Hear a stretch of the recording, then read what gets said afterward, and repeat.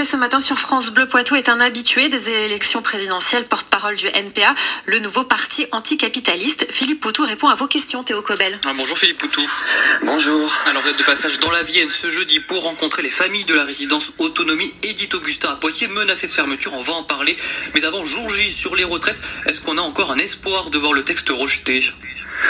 Nous on a un espoir quand on voit la force du mouvement depuis le mois de janvier, quand on voit encore les manifestations d'hier, même si évidemment elles sont moins nombreuses, mais finalement ça montre toute la dynamique, puis quelque part aussi les ambiances dans les manifs qui montrent l'espoir et puis la confiance qui est revenue, parce que ça faisait des années qu'on subissait, qu'on perdait, puis là pour la première fois on se dit que peut-être on peut gagner, que peut-être on peut faire reculer un gouvernement et inverser le cours des choses. Mais là, l'espoir, il est où ? C'est que il n'y a pas la majorité au Parlement que... mais c'est deux choses, parce que c'est vrai qu'effectivement, on nous parle depuis plusieurs jours et on veut nous faire comprendre que finalement tout est joué, qu'il y aura une majorité du côté de Macron et puis que finalement il n'y a plus de raison de contester. Si, justement, on contestera, il faudra contester même au-delà du vote, s'il y a vote, parce qu'on sait même pas trop encore comment ça va se passer. Est-ce que ça sera un vrai vote ou est-ce que ce sera un 49-3 ? Mais de toute façon, la contestation, elle est là et il faut en tenir compte. Et après, le problème, c'est est-ce qu'on aura suffisamment de force ? Est-ce qu'on aura suffisamment de confiance ? Est-ce que tout ce qui se sera reconstruit depuis le début de la mobilisation suffira pour continuer la bataille ? En tout cas, on est beaucoup à être convaincus qu'il faut continuer la bataille parce que, en fait, même si c'est voté, c'est illégitime et puis c'est dégueulasse.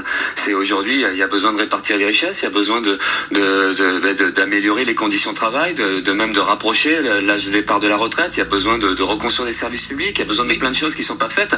Donc, en quelle forme continue la bataille ? Parce que là, on voit qu'on a vu les syndicats unis, les partis d'opposition unis, ça n'a pas forcément marché jusqu'à présent. Comment continuer la mobilisation ? Ça marche quand même pas mal, on regarde ce qu'on a vécu ces dernières années. Oui, mais le gouvernement n'a pas plié pour l'instant. Oui, il plie pas, mais bien sûr, il ne pliera pas, il peut pas plier comme ça, il pliera que par la force des choses, il pliera comme dans le passé, on a vu, un gouvernement recule quand il y a une force énorme et qu'il vaut mieux pour lui qu'il recule. Donc on n'a pas encore réussi ça, c'est vrai. Mais ceci dit, quand même, depuis 2 mois, c'est énorme ce qui se passe. Même beaucoup de gens sont surpris par la force du mouvement social parce que beaucoup de gens croyaient qu'on pourrait même pas faire ça. Donc là, aujourd'hui, c'est comment, à partir de ce mouvement-là, on peut discuter de continuer ce mouvement, comment on peut discuter d'être encore plus fort, de généraliser le mouvement, de multiplier les actions, de radicaliser le mouvement, parce qu'on voit bien effectivement, comme vous le dites, qu'il ne recule pas le gouvernement. Alors comment on peut le faire reculer ? Mais c'est surtout aussi à côté de ça la question de la légitimité de ce combat-là. Est-ce que c'est pas normal, est-ce que c'est pas juste de discuter d'une retraite à 60 ans, de discuter d'une répartition des richesses, de combattre ce système-là qui est profondément injuste, ce capitalisme qui délirant, où il y a des fortunes d'un côté et puis on nous explique qu'il faut toujours faire des sacrifices de l'autre. Vous voyez, donc il y a cette question-là qui est posée en permanence et puis au fond du fond, c'est comment la population s'organise par elle-même, s'occupe de sa vie, fait de la politique elle-même. Il y a plein de choses à remettre en cause et ce mouvement-là, il est fort pour ça et puis il est enthousiasmant pour tout ça aussi. C'est enfin il y a quelque chose qui se passe de mais chouette. La crainte, Philippe Poutou, c'est qu'au final, si le gouvernement maintient jusqu'à la fin, que cette mobilisation qu'on a vue, cet engouement autour des syndicats, des partis d'opposition, retombe comme un soufflet en quelque sorte parce que vous n'aurez pas forcément réussi.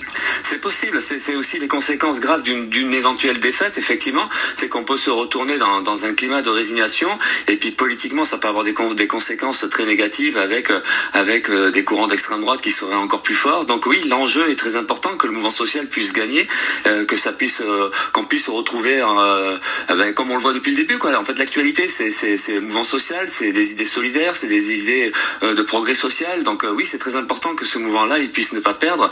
Mais même si aujourd'hui on se retrouve dans un moment très difficile avec cette histoire de vote, c'est trouver les moyens de contourner cet obstacle-là, trouver les moyens de voir comment la lutte peut continuer, comment la population peut aller toujours dans ce sens de collectif, de s'organiser, de prendre ses affaires en main. Bon, tout ça c'est très important. On verra bien comment les choses évoluent. Mais en tout cas, nous on fait partie de ceux qui sont convaincus qu'il faut trouver les moyens de continuer la lutte. Et on l'a bien compris. L'autre grand sujet aujourd'hui aussi, c'est la fermeture annoncée de la résidence autonomie Édith Augustin à Poitiers, résidence pour seniors.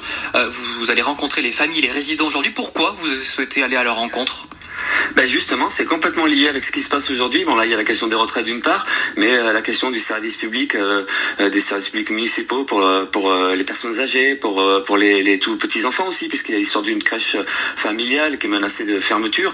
Donc, on voit qu'en fait, partout, c'est la destruction du service public. Partout, c'est tout ce qui peut être un peu social, un peu collectif, pour des raisons de rentabilité en plus. C'est des logiques qui sont terribles. Alors qu'en fait, la mairie, elle, de son côté, dit oui que c'est pour des raisons d'économie, mais vous qui êtes par exemple élu d'opposition à Bordeaux, vous le savez, les subventions des municipalités, elles ont fondu ces dernières années. Il y a aussi ces difficultés-là pour les municipalités. C'est vrai que les dotations d'État, enfin tout ce qui peut être moyen donné aux municipalités pour justement faire fonctionner le service public, ça diminue, ça c'est vrai, mais c'est pas pour ça qu'il faut justifier tout. Enfin, voilà, c'est aussi oser se confronter à ces politiques-là. Ça veut dire oser s'appuyer sur la population, sur les réseaux associatifs, sur tout ce qui existe aujourd'hui.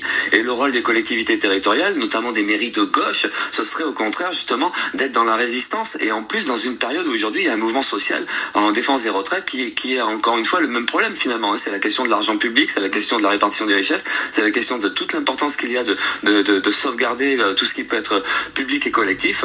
Donc oui, c'est les mêmes batailles. Et donc là aujourd'hui c'est un peu surprenant de se retrouver confronté justement à des mairies de gauche qui appliquent finalement des politiques qui correspondent à des contraintes ultralibérales. Mais donc il faut s'opposer à ça. Et là aujourd'hui il y a un mouvement, il y a les territoriaux. Enfin je finis juste ça. Et puis il y a une population. Donc il faut s'appuyer là-dessus. Et puis c'est ça qu'il faut faire vivre. Encore une fois, c'est comment on prend nos affaires en main, comment on s'occupe de tout ça, comment on fait de la politique nous-mêmes et qu'on défend nos vies. Parce qu'on est vraiment pris par le temps. Merci Désolé. En tout cas d'avoir pris le temps de répondre à nos questions. Je rappelle que vous êtes le porte-parole du NPA. Merci, au revoir. Au revoir.